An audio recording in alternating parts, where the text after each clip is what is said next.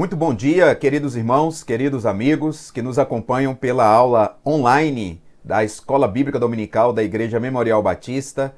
É uma alegria, uma satisfação estar aqui com todos vocês para mais essa aula.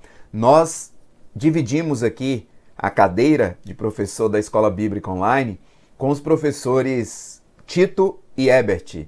E nós estamos sob a coordenação da professora Sara Mariano. Neste quadrimestre, nós vamos estudar esta revista aqui, ó, Espírito Santo e Você. Você que porventura não frequenta a igreja ainda presencialmente ou está morando em outro local do Brasil ou do mundo, você pode acessar essas revistas pelo Amazon. Né? Lá eles disponibilizam essa revista, excelente custo-benefício lá, para quem desejar, tá? Aí você pode baixar pelo Kindle, fazer a leitura se desejar. Claro que essa revista, ela é um material de apoio, mas não é um único material. Em todas as aulas nós utilizamos aqui muitas outras referências que são pesquisadas ao longo das semanas, do mês e assim por diante. Hoje aqui, por exemplo, nós vamos usar muito sermões do Charles Spurgeon sobre o Espírito Santo. Na minha próxima aula eu devo usar o John Stott com o livro do Espírito Santo. Então, sobre o Espírito Santo. Então, são várias referências que nós utilizamos, além principalmente da Bíblia, né? A gente usa aqui a ARA, Almeida Revista Atualizada, para você que está acompanhando aí, às vezes está lendo a Bíblia online, está lendo NVI, não está compreendendo, ou outra tradução. Então, nós usamos a ARA, mas você pode continuar usando a NVI ou outra, tá bom? Pois bem, pessoal, no trimestre passado, nós estudamos Cristologia com base em Colossenses. Estudamos Gálatas também, Gálatas e Colossenses, mas terminamos com Colossenses quando estudamos ali a suficiência de Jesus Cristo, tá? E vimos ali os problemas da igreja de Colossos. Agora nós mudamos completamente, nós estamos entrando numa aula sobre o Espírito Santo. E nós vamos estudar neste quadrimestre o Espírito Santo. A primeira aula, que é a aula de hoje, ela é uma aula onde nós devemos nos preocupar com os conceitos, com o Espírito Santo como uma pessoa da Trindade, Deus Pai, Deus Filho, Deus Espírito Santo. Nós vamos ver que o Espírito Santo não é um símbolo, um mistério que ninguém compreende, que o Espírito Santo é apenas um fôlego, uma experiência, algo místico. Não, nós vamos compreender que o Espírito Santo, assim como temos Deus Pai, Deus Filho, temos Deus Espírito Santo.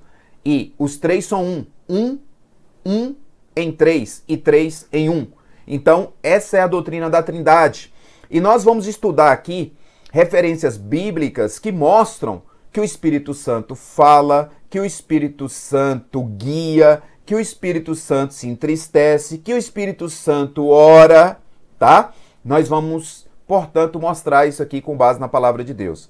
E, para a nossa aula, nós começamos aqui com o texto de João 14, 16 a 17. Quando Jesus diz, e eu rogarei ao Pai, e ele vos dará outro Consolador, a fim de que esteja para sempre convosco. Vamos explicar o que significa no grego essa expressão outro, quem é Consolador na expressão utilizada por Jesus aqui, qual o significado dessa expressão, ok? Vamos explicar muitas coisas aqui hoje sobre o Espírito Santo nessa aula inicial que tem o título Quem é o Espírito Santo? Você é sempre nosso convidado aqui. Eu digo também que nós temos na descrição do YouTube aí que você está vendo da aula, se você rolar um pouco para baixo, você vai ver aí um link que baixa o esboço dessa aula. Toda a aula de Escola Bíblica Dominical nossa aqui tem um esboço. Então você pode baixar esse esboço em PDF para poder complementar a aula, fazer a leitura no celular, no computador. Então nós fazemos um esboço que no passado chamaríamos isso de um resumo da aula, tá? Mas é bem resumido, porque na aula nós falamos muito mais coisas. Mas o esboço tem aí 2, 3, 4 páginas, depende do dia. Tem um esboço aí dessa aula de hoje. Eu fiz, já enviei para o irmão Peles, ele já colocou aí para vocês, ok? Muito bem, avançando aqui, veja só, nós temos aqui uma equipe, né, que eu quero agradecer, a equipe de informática da Igreja Memorial Batista, o Rosber, coordenador aí, o Peles e todos os demais que participam, né, o Flepa, todos que participam, o Fábio, todos neste processo aí de levar essa transmissão do culto da EBD para vários locais do Brasil e do mundo, tá? Vejam só, nós temos, portanto, a promessa de Jesus aqui do Consolador em João 14, 16 a 17. Se nós avançarmos um pouco aí e formos lá em João 16, 1 a 14, Jesus vai falar o seguinte, a missão do Consolador. Então lá Jesus vai falar, tenho-vos dito essas coisas para que não vos escandalizeis. Jesus estava preparando os discípulos, lá em João 16, para a sua partida. Ele ia morrer, ressuscitar, ia voltar ao céu. E ele falou, olha, vou enviar um Consolador. Os discípulos estavam muito tristes com essa notícia de Jesus. E esse texto de João, portanto, 16, que nós vamos fazer uma leitura aqui bem rápida, 16, 1 a 14, ele vai revelar isso e vai revelar a missão do Consolador. Olha o que Jesus primeiro disse que vai enviar o Consolador, está lá em João 14, 16, 17. E aqui ele vai dizer o seguinte, tenho-vos dito essas coisas para que não vos escandalizeis. Vocês serão expulsos de sinagogas, mas vem a hora em que todo o que vos matar julgará com isso tributar um favor a Deus. Jesus está anunciando o que ia acontecer com os discípulos. Isto farão porque não conhecem o Pai nem a mim. Muitos deles, inclusive, foram mortos por conta do Evangelho, por conta da fé em Jesus. Ora, diz Jesus no verso 4 de João 16, estas coisas vos tenho dito para que, quando a hora chegar, vos recordeis de que eu vos disse. Não vos disse desde o princípio, porque eu estava convosco. Mas agora vou para aquele que me enviou. E nenhum de vós me pergunta, para onde vais? Pelo contrário, porque vos tenho dito estas coisas, a tristeza encheu o vosso coração. Jesus está falando aqui com os discípulos que estavam muito tristes. Mas eu vos digo a verdade, convém que eu vá, porque se eu não for, o Consolador não virá para vós outros. Se porém eu for, eu vos enviarei. Os discípulos ainda não compreendiam completamente aqui a missão de Jesus, tá? Jesus está falando, eu vou, mas vou enviar o Espírito Santo. Ele estará com vocês, vai esclarecer tudo a vocês, vai capacitá-los para a missão. E aí, avançando, quando ele vier, convencerá o mundo do pecado, da justiça e do juízo. Do pecado porque não creram em mim. Da justiça, porque vou para o Pai, e não me vereis mais. Do juízo, porque o príncipe deste mundo já está julgado. Tenho ainda muito mais para vos dizer, mas não posso dizer agora porque vocês não vão suportar. Quando vier, porém, o Espírito da verdade, ele vos guiará a toda a verdade, porque não falará por si mesmo, mas dirá tudo o que tiver ouvido e vos anunciará as coisas que hão de vir. Ele me glorificará, porque há de receber do que é meu e vos há de anunciar. Então o objetivo do estudo aqui é compreender quem é o Espírito Santo nessa primeira aula. Não como doutrina, tá? Mas como ele realmente é. Uma pessoa, a terceira pessoa da Trindade. O Espírito Santo é Deus, assim como o Pai e o Filho. Então essa compreensão dele é o melhor caminho para nos relacionarmos melhor com o nosso Consolador e para que também possamos brilhar à luz de Jesus Cristo. Então deveremos, ao final desta aula, entender que há necessidade de conhecer o Espírito Santo, desejar esse conhecimento para um relacionamento mais íntimo, mais próximo com o Espírito Santo e aplicar essa experiência de fé e de vida nos relacionamentos diários. Então, quem é ele? Consolador? Uma pessoa da Trindade? Você sente o Espírito Santo em sua vida? Uma pergunta que eu faço agora para você. Você responde para você mesmo aí em casa, né? Se estivéssemos na aula presencial, que a gente leciona também presencial todos os domingos aí na Igreja Memorial Batista, tá? Divide também a classe. Um dia estou eu, um dia está o professor Herbert, outro dia está o professor Tito. Mas vejam só, há um consenso entre os teólogos que na história da Igreja Cristã, o estudo do Espírito Santo ele ficou um pouco de lado. Não houve o devido equilíbrio ao tratar, por exemplo, de Deus Pai, Deus Filho e Deus Espírito Santo no credo apostólico do século IV a.C. Quando se lê o credo apostólico, observa-se um destaque para várias funções do Pai, várias funções do Filho, Deus Pai, Deus Filho, e o Espírito Santo é mencionado com uma frase só. E depois entra em outras questões relacionadas à igreja e assim por diante. Então, os teólogos dizem que desde o início da história da igreja foi assim.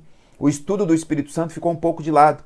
A sua compreensão ficou relacionada aos dons e não se evoluiu mais. Lá no século XVI, nós vamos encontrar, muito tempo depois, uma obra robusta, que nós vamos encontrar do Calvino, que trata do Espírito Santo.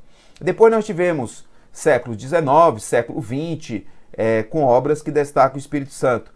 E essa compreensão limitada, ela acontece até os dias de hoje. Muitas igrejas compreendem apenas o Espírito Santo no papel do dom, da capacitação, mas não fazem um estudo do Espírito Santo como uma pessoa da Trindade, tá? Isso revela, portanto, um fraco conhecimento acerca da pessoa do Espírito Santo. Vale destacar ainda que muitas vezes o Espírito Santo é visto apenas como experiência. Então, se a pessoa faz parte de um culto, esteve num culto a Deus e sentiu um arrepio com a música, com a pregação, ela entende que ela recebeu o Espírito Santo ali de uma forma mais intensa, ou o Espírito Santo passou por ela ali de uma forma mais intensa. E essa compreensão limitada, ela ainda existe até o dia de hoje. Nós destacamos aqui o papel, por exemplo, dos Quakers, que missionários britânicos que foram levar o evangelho ali na Holanda, na Alemanha, século XVII, e que pregaram a ideia de uma experiência, né? Claro que o evangelho já estava nessas localidades, mas eles chegaram ali com uma visão nova do evangelho, que era uma experiência que Deus fala com o indivíduo, deixando de lado um pouco a questão do culto formal, do clero.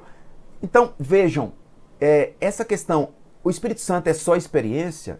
É claro que o ser humano é emoção, é razão, é vontade, mas o que se observa muitas vezes hoje é experiência sem conhecimento, ou apenas conhecimento formal sem permitir também a atuação do Espírito Santo.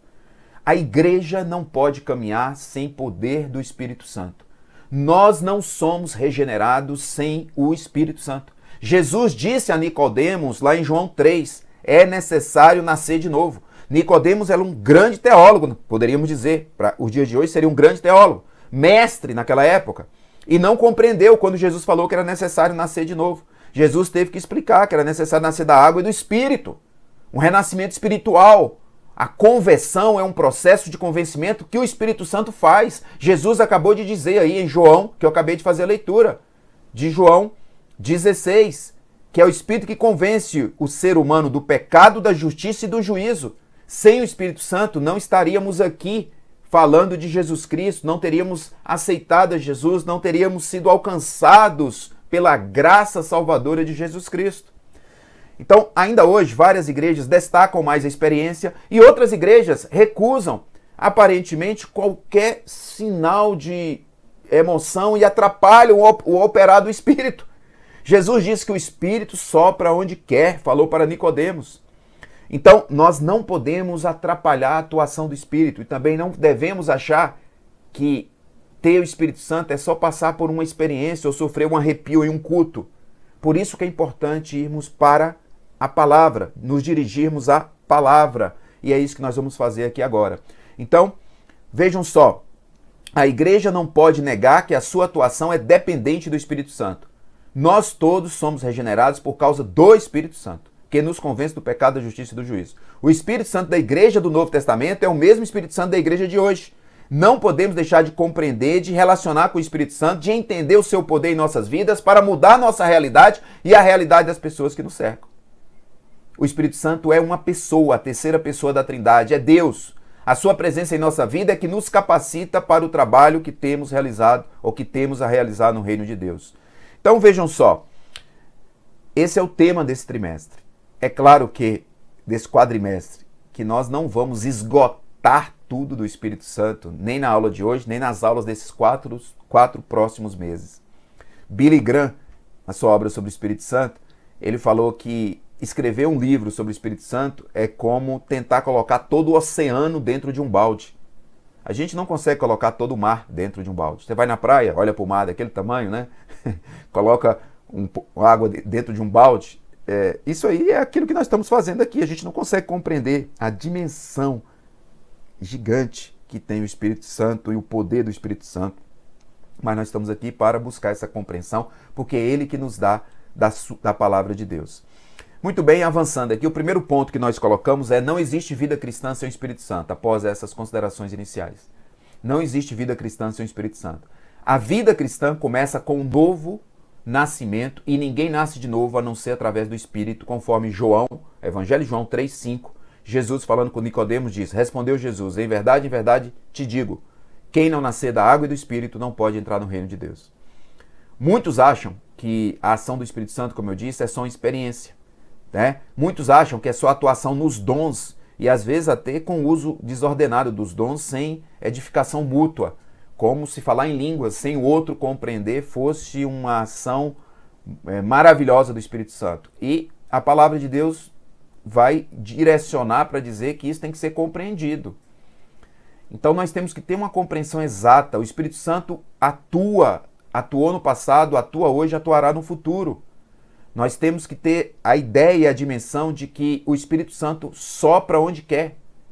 Não é uma mensagem de púlpito, muito catedrática, muito perfeita na estrutura, na exegese, na hermenêutica, na teologia bíblica, que vai convencer o ser humano. Durante um bom tempo da minha jornada de fé, eu nasci num lar evangélico, me converti aos 11 anos, sempre gostei muito de mensagens de púlpito bem organizadas, né? E sempre li a Bíblia, né? Desde pequeno, meus pais me ensinaram no caminho do Senhor, fui batizado aos 11 anos, mas sempre gostei dessas mensagens. Quando a mensagem às vezes não era muito lapidada na palavra, eu já ficava assim desconfiado. Com o tempo eu aprendi que quem fala é o Espírito Santo. Isso não significa que não devemos ter zelo e caprichar nas coisas da obra de Deus, mas a unção do Espírito é dada pelo Espírito, e é o Espírito que convence. Nessa caminhada de fé, fazendo evangelismo, tanto no interior da Bahia quanto lá em Minas, na época da faculdade, indo para várias cidades com a igreja, todo mês num ônibus, né? A gente ia em um ônibus ou em 2 ônibus, dormia em escolas. Eu vi muita gente pregando o evangelho que às vezes a pessoa nem falava um português completamente correto, mas várias pessoas se convertiam. Porque é o Espírito que convence. E quando a pessoa se coloca à disposição, reconhece seu estado de miserabilidade, de dependência de Deus, ela alcança favor, alcança misericórdia. Nós aprendemos isso no Sermão do Monte, aprendemos isso no exemplo do publicano e do fariseu dado por Jesus no templo. Então vejam, é o Espírito Santo que fala, não é a palavra bonita do pregador. É o Espírito Santo que penetra como flecha no coração da pessoa e a convence. Tanto é que na história dos cristãos e até os dias de hoje, muitos se convertem com o Novo Testamento que encontraram em um lugar e leram em um dia de angústia. Esse é um trabalho feito pelos Gideões Internacionais, eu faço parte. Muitos se convertem dessa forma, outros se convertem no presídio, quando pegam um pedaço de Novo Testamento, às vezes para fazer um baseado e faz a leitura de um versículo, porque o Espírito Santo sopra onde quer, como disse Jesus. Muito bem, avançando aqui, o Espírito Santo é o Consolador. Jesus falou, vou enviar outro Consolador, conforme a leitura que nós fizemos no início. Por que Jesus falou que iria enviar outro Consolador, né? O que significa Consolador? Significa aquele que é chamado para ajudar. A melhor tradução da palavra outro aí é a tradução que significa igual, outro no sentido de igual. Por quê? Porque a palavra usada aí no grego é a palavra allos, A-L-L-O-S, que é uma versão grega de outro com sentido de igual. Essa mesma palavra aparece na parábola da semente, quando Jesus falou da semente que caiu na beira do caminho, de outra semente que caiu em solo rochoso, de outra semente que caiu entre os espinhos, de outra que caiu em boa terra. Outra semente é a mesma semente, Mateus 13, 4-8. E esse outro aí é allos. Jesus não usou aí a palavra hétero, que também é uma palavra que significa outro no grego. Hétero, de onde vem heterodoxo, heterogêneo, heteronomia. Hétero tem um sentido de diferente. A palavra, o grego é diferente do português. Então, no grego, quando você usa hétero, você está falando de outro com sentido de diferente. No grego, quando você usa allos, você está falando de outro com sentido de igual. Nós até já explicamos aqui em outra passagem que, por exemplo, no português, amor, a gente usa amor com sentido de amor eros, de amor prestativo, de serviço. No grego, há 7 palavras para amor. Né? Amor eros é diferente de amor ágape no grego. O Novo Testamento quase sempre fala de amor ágape, ou de amor filéus, que é aquele do irmão, mas o amor ágape é o que mais aparece, que é o amor daquele que se doa em favor do outro. Então, temos que estudar aí com precisão a palavra. Quando Jesus fala, vou enviar outro Consolador, ele está dizendo, vou enviar alguém igual a mim. Ele está dizendo, vou enviar elos. Portanto, a palavra alos, portanto, a palavra A-L-L-O-S, que é outro no sentido de igual. Então, Jesus está dizendo aí que o Espírito Santo é enviado para falar o que tiver ouvido da parte do Senhor, João 16, 13 a 14, glorificar o Senhor e receber o que vem do Senhor. Ele tem que necessário e obrigatoriamente ser igual ao Senhor, Jesus. E é como se João estivesse dizendo que o Espírito Santo é outro que é igual. Ele é outro no sentido de ser outra pessoa. Jesus está dizendo, eu estou indo e vou mandar outra pessoa. E, portanto, ele não é o Filho nem o Pai, mas ele é Deus, na doutrina da Trindade. Ok? Muito bem. E avançando aqui, a palavra Consolador, aqui é muito importante. Jesus estava ali como Consolador dos discípulos também. Essa palavra no grego, ela significa Parakletos, que significa, tradução dela, de mestre, de orientador, consolador, de advogado. Então ela tem esses diversos significados. Durante o tempo que Jesus estava com os discípulos, ele era o Consolador. Na tristeza, os discípulos tinham Jesus ao lado. Na dúvida, os discípulos tinham Jesus ao lado. Na doença, os discípulos tinham Jesus ao lado. Na tempestade do mar, eles tinham Jesus ao lado para falar e o mar se acalmar.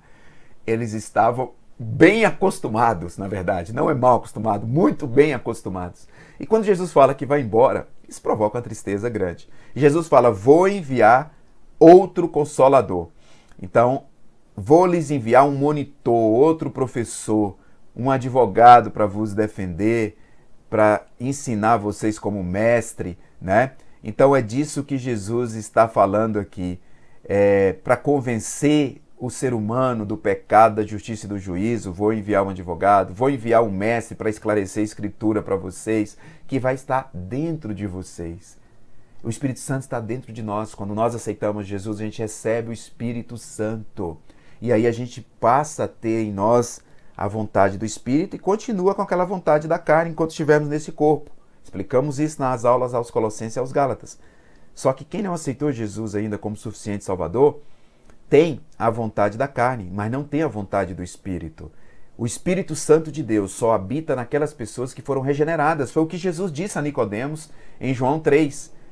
E o Espírito Santo é quem nos capacita para a atividade do reino, para compreender a palavra, para falar de Jesus, para viver no dia a dia essa fé cristã, nos ensinando o caminho da cruz, nos ensinando o caminho, portanto, de Cristo Jesus.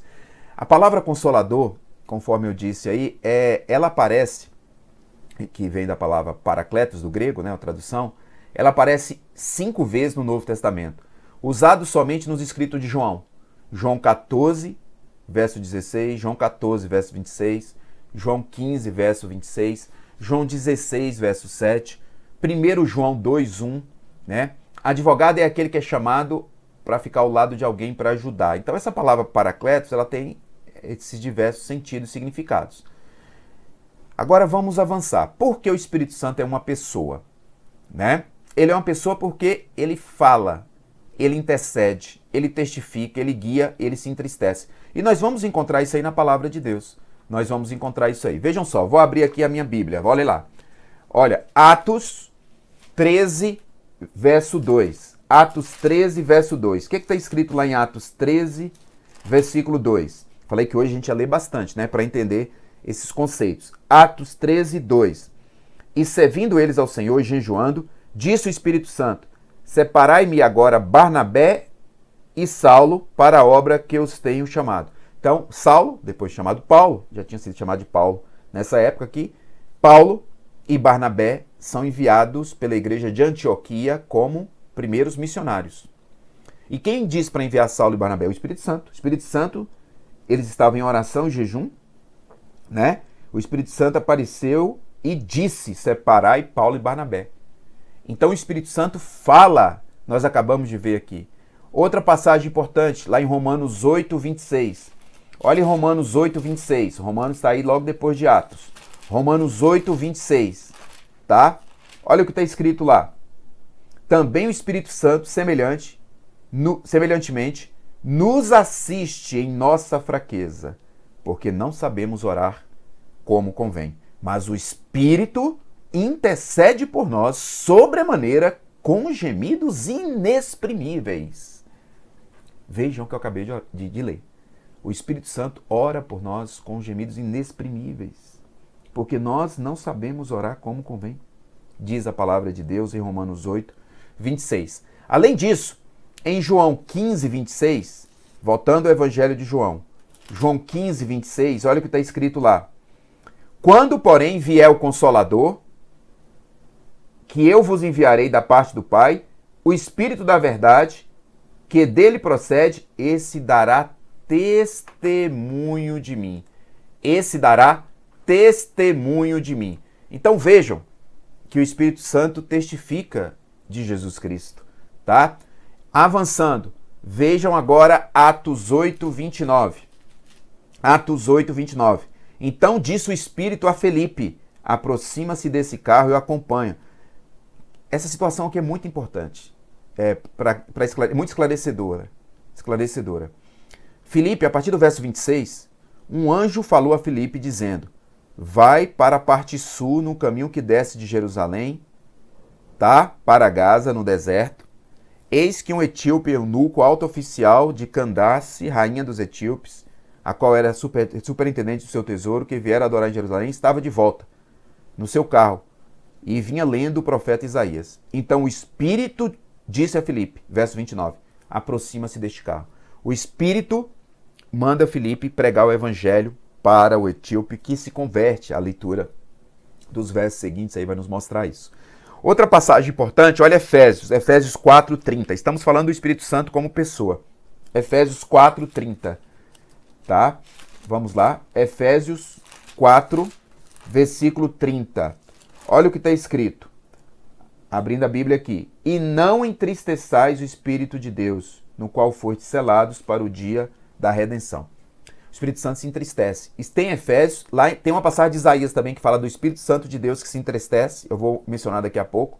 Então, o Espírito Santo fala, intercede, testifica, guia e se entristece. Acabamos de ver aqui com base na palavra de Deus. Ele é uma pessoa, não é uma ficção, tá? Se esses verbos expressam, portanto, ações próprias de uma pessoa, que conclusão vamos chegar? Que o Espírito Santo é uma pessoa. Que o Espírito Santo, portanto, é uma pessoa. Avançando aqui na palavra de Deus, sobre esse aspecto ainda do Espírito Santo como pessoa, nós temos que fazer uma autorreflexão. Charles Spurgeon, na sua obra Teologia do Espírito Santo, ele diz que, rotineiramente, nós como crentes compreendemos Deus Pai, Deus Filho, mas não temos a compreensão exata, na medida exata do Espírito Santo. Não temos. Ele fala, estamos acostumados a falar sobre a influência do Espírito e seu operar. Estamos aptos a esquecer que ele é verdadeiramente uma pessoa da Trindade. E ele fala, olha, sei que não é fácil carregar em nossa mente a ideia do Espírito Santo como pessoa. Ele diz isso. Porque a gente compreende o Pai, Deus, por seus atos, que abriu o Mar Vermelho, conversava com Moisés, né? Atos na criação. Compreendemos Jesus Cristo como pessoa real, que esteve aqui na terra, operando milagres, que vai sentar no trono, que está no trono, que vai julgar. Agora, não compreendemos adequadamente o Espírito Santo. Parece que suas operações muitas vezes são misteriosas. Muitos crentes enxergam, muitos cristãos enxergam isso, que suas ações são secretas, seus atos são distantes de tudo o que é de sentido do corpo. Porque temos uma dificuldade, às vezes, de compreender o que está além do mundo natural, naturalístico, do mundo ontológico, da nossa realidade ontológica. Queremos ver, apalpar, como se a verdade fosse extraída apenas dos sentidos. E não compreendemos, muitas vezes, as questões espirituais. E quem nos dá a compreensão das questões espirituais é o Espírito Santo. Paulo falou isso aos Coríntios. O homem natural não compreende as coisas de Deus, que elas se discernem espiritualmente. Então, vejam, isso aqui é importante para nós compreendermos em que estágio nós estamos da caminhada cristã. Os atos do Espírito Santo são atos de pessoa, da Trindade. Eles não são distantes daquilo que nós imaginávamos, tá? O Deus Espírito Santo não é uma força ativa, uma emanação, uma corrente de algo fluindo do Pai, mas é uma pessoa real, tanto quanto Deus Pai e Deus Filho. Então, muito importante essa passagem do Charles Spurgeon, que está na sua obra Teologia do Espírito Santo, Sermões de Charles Spurgeon, página 6 e 7, que eu trouxe aqui para os amigos e os irmãos. Então, esse argumento de que o Espírito Santo é uma pessoa ainda pode ser reforçado. Olha lá em 1 Coríntios 2, 9 a 11. 1 Coríntios 2, 9 a 11. Mas como está escrito, nem olhos viram, nem ouvidos ouviram, nem jamais penetrou em coração humano o que Deus tem preparado para aqueles que o amam. Deus, porém, revelou isso a nós por meio do Espírito, porque o Espírito sonda todas as coisas, até mesmo as profundezas de Deus. Pois quem conhece as coisas do ser humano pois quem conhece as coisas do ser humano, a não ser o próprio espírito humano que nele está? Assim ninguém conhece as coisas de Deus, a não ser o Espírito de Deus. Então, o Espírito Santo detém entendimento. Conhece as coisas de Deus também. Ele nos conhece e conhece as coisas de Deus. Em 1 Coríntios 12, 11, nós também encontramos vontade atribuída ao Espírito Santo. Mas um só e o mesmo Espírito realiza todas essas coisas, distribuindo-as a cada um individualmente, conforme ele quer. Portanto, é claro que o Espírito tem uma vontade. Ele não vem de Deus simplesmente pela vontade do Altíssimo, mas ele tem a sua própria vontade. Claro, que cumpre a vontade de Deus, na Trindade. Os três em um. Um em três e três em um. Tá? Que sempre está de acordo com a vontade do infinito Jeová. Em outro texto da palavra, nós encontramos poder atribuído ao Espírito Santo, lá em Romanos 15, 13. Olha o que está escrito em Romanos 15, 13. E o Deus da esperança encha vocês de toda alegria e paz na fé que vocês têm, para que sejam ricos da esperança no poder do Espírito Santo. No poder do Espírito Santo. Então, é preciso insistir, tá? Que o Espírito Santo tem entendimento, vontade, poder e tem existência própria. Ele não pode ser um mero atributo, uma metáfora, uma influência personificada, uma força ativa, mas é uma pessoa. Entretanto, tem mais prova bíblica ainda, né? Atos e ações são atribuídos ao Espírito Santo. Portanto, ele deve ser uma pessoa. O primeiro capítulo de Gênesis diz que o Espírito Santo pairava sobre a superfície, né, das águas. Olha aqui, nós vamos encontrar lá em Gênesis 1, verso 2, a terra, porém, estava sem forma e vazia, havia trevas sobre a face do abismo, e o Espírito de Deus pairava sobre as águas, tá? Nós vamos encontrar isso. Então vejam só, que isso aqui é muito importante para compreendermos, portanto, a natureza do Espírito Santo de Deus. E ainda podemos destacar aqui, né? Quando Moisés escreve o Pentateuco, diz o Spurgeon, Charles Spurgeon, o Espírito Santo moveu sua mão. Quando Davi escreveu os Salmos, entrou uma doce música em sua harpa e foi o Espírito Santo que lhe deu os dedos em movimento serafim. Quando Salomão escreveu Provérbios, foi o Espírito Santo também que deixou escapar de seus lábios aquelas palavras. Da mesma forma, o Espírito Santo tocou os lábios de Isaías, né? E qual foi aquela mão que veio sobre Daniel? O Espírito Santo que estava no controle. E quem tornou Jeremias tão lamurioso em sua dor, né? Então, quem capacitou Ezequiel e fez com a águia para voar elevados mistérios? Então, vejam, o Espírito Santo capacitou servos de Deus no passado, mas é a partir da volta de Jesus ao Pai que ele envia o Consolador, de forma definitiva, para habitar naqueles que se convertem, e não mais de forma transitória, como acontecia no Velho Testamento. Então vejam só, voltando aqui para Atos dos Apóstolos, vejam só, o Espírito Santo separou, disse para Paulo e Barnabé para uma viagem missionária. Então, um atributo não diz tal coisa. Se ele disse, ele é uma pessoa. O Espírito Santo também disse a Pedro, vá ao centurião e ao que eu purifiquei, que não considero imundo, que não considero comum. O Espírito Santo arrebatou Felipe depois que ele batizou o eunuco. O Espírito Santo disse a Paulo, não entrará naquela cidade, mas vai para outra.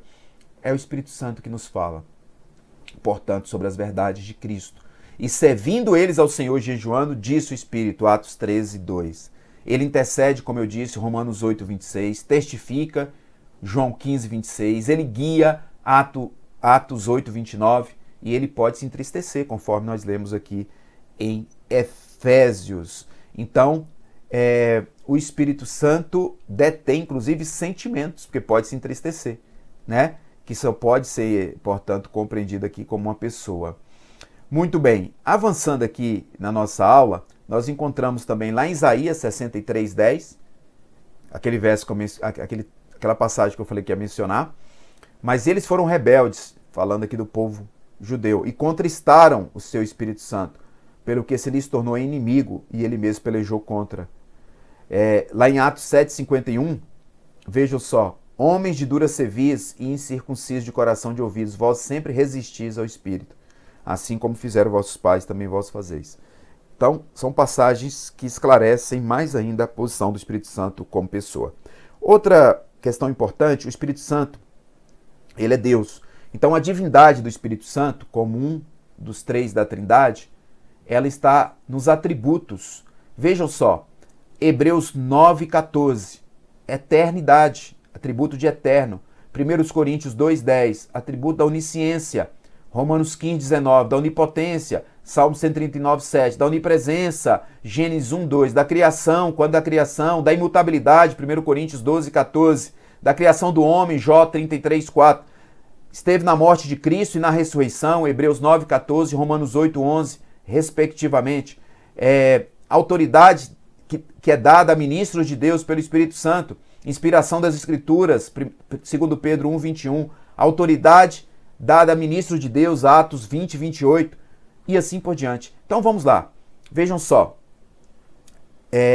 O Espírito Santo, né, como eterno. Hebreus 9, 14. Muito mais o sangue de Cristo, que pelo Espírito eterno a si mesmo se ofereceu sem mácula a Deus, purificará a nossa consciência de obras mortas para servirmos a Deus. Então, o Espírito eterno aparece aí em Hebreus 9, 14, tá? Portanto, o atributo da eternidade. Lá em 1 Coríntios 2, 10, da onisciência. Aí poderíamos ler 1 Coríntios 2, 9 a 12, que diz o seguinte: mas como está escrito, nem olhos viram, nem ouvidos ouviram, nem jamais penetrou em coração humano o que Deus tem preparado para aqueles que o amam. Mas Deus nulo revelou pelo Espírito, porque o Espírito a todas as coisas prescruta, até mesmo as profundezas de Deus. Porque qual dos homens sabe as coisas do homem, senão o seu próprio Espírito que nele está? Assim também as coisas de Deus, ninguém as conhece, senão o Espírito de Deus. Ora, nós não temos recebido o Espírito do mundo, e sim o Espírito que vem de Deus, para que conheçamos o que por Deus nos foi dado. Lá em Romanos 5,19 tem a onipotência do Espírito, por força de sinais e prodígios, pelo poder do Espírito, de maneira que desde Jerusalém, circunvizinhanças até o Ilírico, tenham divulgado o Evangelho de Cristo. Paulo falando que era pelo poder do Espírito. Onipresença, lá no Salmo 139, 7. Ah, irmãos e amigos, essa passagem é tão maravilhosa. Salmo 139. Se você não conhece ainda, eu convido você para conhecer. Veja só, Salmo 139, era para ler todo, mas o nosso tempo de aula aqui não nos permite, que temos outras coisas ainda para falar. Mas vejam, se nós voltarmos aqui, 139, 7, e lermos alguns versículos, do 7 em diante, olha o que diz o salmista, Salmo de Davi. Para onde me ausentarei do teu espírito? Para onde fugirei da tua face? Se subo aos céus, lá estás. Se faço a minha cama no mais profundo abismo, lá estás também. Se tomo as asas da alvorada e me detenho nos confins dos mares, ainda lá me haverá de guiar a tua mão e a tua destra me susterá. Se eu digo, as trevas com efeito me cobrirão, e a luz ao redor de mim se fará noite, até as próprias trevas não te serão escuras, as trevas e a luz são a mesma coisa. Então, vejam a onipresença do Espírito Santo nessa passagem. Lá na criação, em Gênesis 1 e 2, nós já lemos que o Espírito estava no momento da criação do mundo e o Espírito de Deus pairava sobre as águas. Lá em 1 Coríntios 12, 14 tem a imutabilidade. Ora, os dons são diversos, mas o Espírito é o mesmo. Em Jó 33, 4, Jó vai falar do Espírito na sua criação. A morte de Cristo, o Espírito estava ali, em Hebreus 9, 14, assim como na ressurreição, Romanos 8, 11. Então, se nós formos lá em Jó, vejam só, abrindo aqui, palavra de Deus, você que está com a Bíblia aí, Jó fica antes do livro de Salmo, tá? Então, vejam só, Jó 33, verso 4, olha o que está escrito: o Espírito de Deus me fez e o sopro do Todo-Poderoso me dá vida. Já lá em Hebreus 9, 14, vamos lá em Hebreus 9, 14, olha o que está escrito em Hebreus 9, 14, tá? Muito bem, olha aí. Muito mais o sangue de Cristo, que pelo Espírito eterno a si mesmo se ofereceu sem mácula a Deus, purificará a nossa consciência das obras mortas para servirmos ao Deus vivo. E também na ressurreição de Cristo, Romanos 8, 11. Olha o que está lá escrito em Romanos 8, 11. Muito bem. Romanos 8, 11.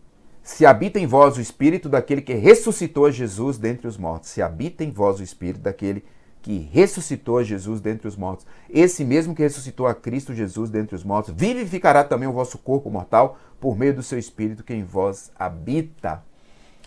Muito bem. E avançando aí na nossa aula, o Espírito também está na inspiração das Escrituras. As Escrituras foram escritas, inspiradas pelo Espírito de Deus, conforme carta de 2 Pedro 1, 21, porque nunca jamais qualquer profecia foi dada por vontade humana. Entretanto, homens santos falaram da parte de Deus, movidos pelo Espírito Santo. Em Atos 20, 28, autoridade do Espírito de Deus, né? Atendei por vós e por todo o rebanho sobre o qual o Espírito vos constitui bispos. Lá também, em 1 Coríntios 6,19, habitação da Trindade no crente. Acaso não sabeis que o vosso corpo é santuário do Espírito Santo, que está em vós e o que tendes da parte de Deus? 1 Coríntios 6,19. Então, tudo isso é importante para compreendermos o papel do Espírito Santo e o Espírito Santo como pessoa da Trindade, tá? A terceira pessoa da Trindade é o Espírito Santo. No início da aula, nós falamos aqui, fizemos a introdução também, e eu faço um acréscimo. Nós não vamos entrar em debates que não acrescentam, denominacionais acerca do Espírito Santo, com várias linhas de compreensão. Nós vamos trazer os debates teológicos mais profundos, daqueles teólogos que têm, assim, que são mais citados, que são utilizados em seminários, tá? Que trabalham com muito destaque já a palavra de Deus, que são conhecidos nossos aqui, como John Stott, o Spurgeon, vamos falar também do Hernandes Dias, vamos falar de vários outros aqui nas nossas aulas, tá? Mas nós não vamos entrar em debates recentes de denominação sobre o Espírito Santo, se é mais experiência, mais emoção, se é menos. O Espírito Santo sopra onde quer.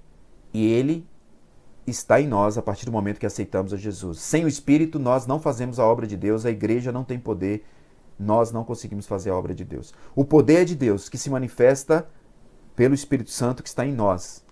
Para que ocorra isso, temos que estar envolvidos em relacionamento íntimo, sincero, sem pecado diante de Deus, prontos para servir, reconhecendo o nosso estado de dependência completa do Senhor.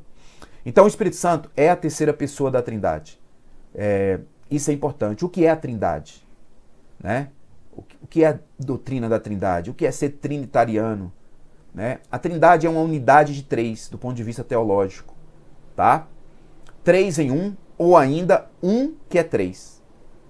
Eu posso falar da Trindade chamando Deus, ou eu posso falar da Trindade, Deus Pai, Deus Filho, Deus Espírito Santo. Tá ok? Então, o Espírito Santo é a terceira pessoa da Trindade. Lá em João 4, 24, está escrito, Deus é Espírito. Quando se fala de Deus é Espírito aí em João 4, 24, não está falando do Espírito Santo. Está se referindo à natureza espiritual de Deus e não ao Espírito Santo. O termo espírito, no hebraico, vem da palavra ruah, R-U-A-H. E no grego, a palavra que se refere ao espírito é pneuma. Ambas são derivadas de raízes, cujo significado é respirar. E daqui também que se traduz fôlego, como em Gênesis 2:7. Se nós formos lá em Gênesis 2:7, nós vamos ver essa palavra que foi usada na época no hebraico, lá em Gênesis 2:7, tá? Ruá.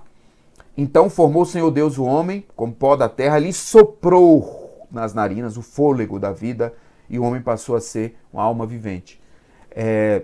E aí também nós vamos encontrar essa mesma palavra em Gênesis 6:17, tá? 6:17, porque estou para derramar águas em dilúvio sobre a terra, para consumir toda a carne, em que há fôlego de vida debaixo dos céus. Tudo que há na terra perecerá. Nós vamos encontrar também essa mesma palavra em Ezequiel 37, 5-6. O vento também, que se refere a essa palavra. Gênesis 8:1, tá?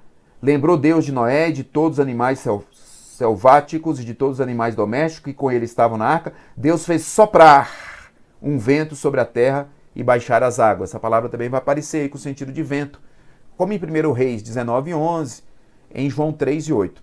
O Antigo Testamento geralmente usa o termo Espírito sem mencionar nenhuma qualidade, ou fala do Espírito de Deus ou do Espírito do Senhor. Geralmente é assim.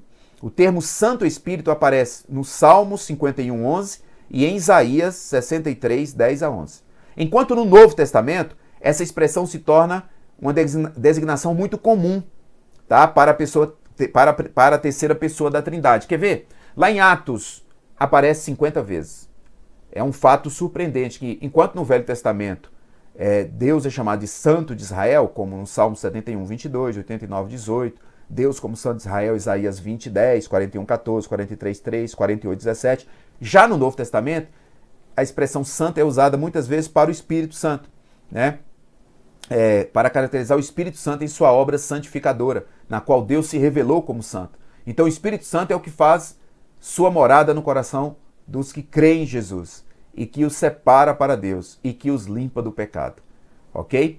Muito bem, avançando aqui, importante, passando aqui para a reta final, compreendermos que o Espírito Santo é uma pessoa, é Deus, faz parte da Trindade, não é um mero sentimento, não é algo místico e não devemos temer o Espírito Santo. A igreja não pode temer o Espírito Santo, porque Jesus prometeu um Consolador e ele não ia mandar um Consolador para nós ter medo, para termos medo, né?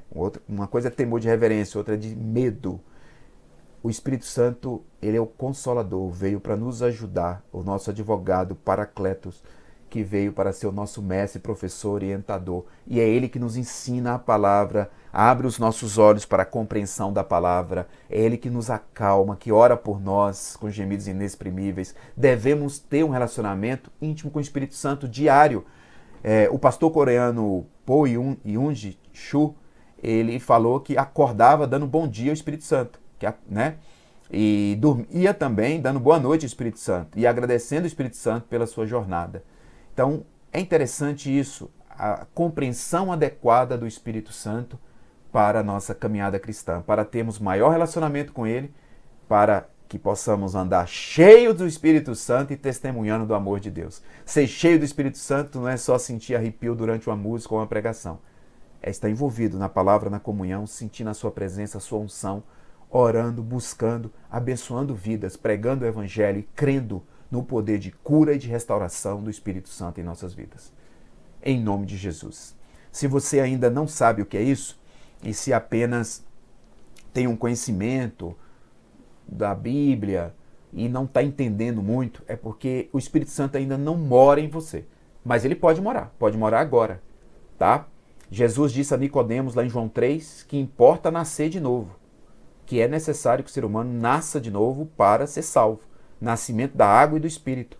E lá em João 3,16 está escrito, porque Deus amou o mundo de tal maneira que deu seu Filho unigênito para que todo aquele que nele crê não pereça, mas tenha a vida eterna. Para você receber o Espírito Santo de Deus, você precisa ser regenerado, aceitar Jesus e recebe imediatamente.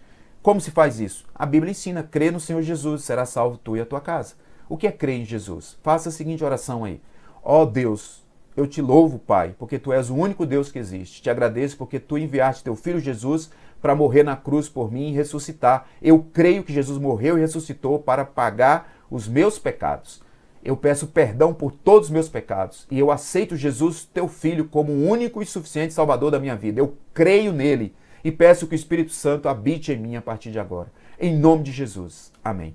Faça essa oração com fé e o Espírito Santo passará a habitar em você. E você deixará de ser criatura de Deus e passará a ser filho, filho por adoção, como está lá no capítulo 1 do Evangelho de João. Que Deus nos abençoe nessa caminhada desse quadrimestre, no estudo do Espírito Santo, que será muito bom para os professores e também para os alunos, porque assim caminharemos mais fortes, preparados espiritualmente na jornada de desafios da caminhada cristã. Amém. Deus os abençoe, um ótimo domingo para todos. Vamos para o culto aí logo mais no templo.